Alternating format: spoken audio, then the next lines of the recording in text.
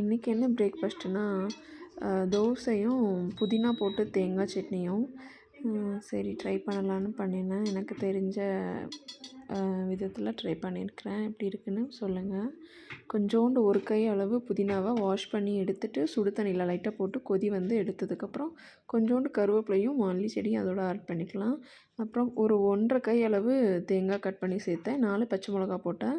அது சின்ன சின்ன மிளகா, அதனால் 4 போட்டிருக்கிறேன். அப்புறம் ஒரு சின்ன துண்டு இஞ்சி, ஒரு 3 பல் அளவு பூண்டு, அப்புறம் ஒரு கை அளவு பொட்டுக்கடலை, அது கூட கொஞ்சமாக புளி தண்ணி சேர்த்து தேவையான அளவு உப்பு போட்டுட்டு அது நல்லா சட்னி அரைக்கிற மாதிரி அரைச்சி எடுத்துக்கலாம். அப்புறமா நார்மலாக தாளிப்பு போடுவோம். அதே மாதிரி கடுகு, உளுத்தப்பருப்பு, கருவேப்பிலை போட்டு தாளித்து வச்சாச்சு. தோசை பார்த்திங்கன்னா டெய்லி நார்மல் இட்லி தோசையாக இருக்கேன்ட்டு சும்மா பச்சரிசி மட்டும் ஊற வச்சு அதில் கொஞ்சம் வெந்தயமும் போட்டிருந்தேன். ஒரு 3 மணி நேரம் ஊறினதுக்கப்புறமா கொஞ்சம் பழைய சாதம் இருந்தது, அதையும் அதோட சேர்த்து போட்டு ஒரு கை அளவு பழைய சாதம் இருந்திருக்கும், அதையும் அதோடு போட்டு நல்லா அரைச்சி எடுத்து வச்சாச்சு. ஒரு 5 ஹவர்ஸ் வெளியில் தான் இருந்திருக்கும். அப்புறம் நான் அதை எடுத்து ஃப்ரிட்ஜுக்குள்ளே வச்சுட்டேன் நேற்றுக்கு நைட்டு. அப்புறம் இன்றைக்கி காலையிலக்கு நல்லா அதை தோசை ஊற்றி பார்க்கலான்னு பார்த்தேன். ரொம்ப நல்லா வந்துருந்துச்சு.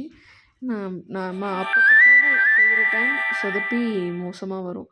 பட் சும்மா தோசை மாதிரி ஊற்றுவோண்டு வந்திருந்தேன். ஆனால் அவ்வளோ நல்லா வந்திருந்தது. தோசையும் ஸ்பான்ச்சியாக அப்படியே பர்ஃபெக்டாக அந்த ஹோல்லாம் வரும் இல்லையா, அந்த மாதிரி ரொம்ப நல்லா வந்துருந்துச்சு. தோசை எடுக்கிறதுக்கும் அவ்வளோ சாஃப்டாக சூப்பராக இருந்துச்சு.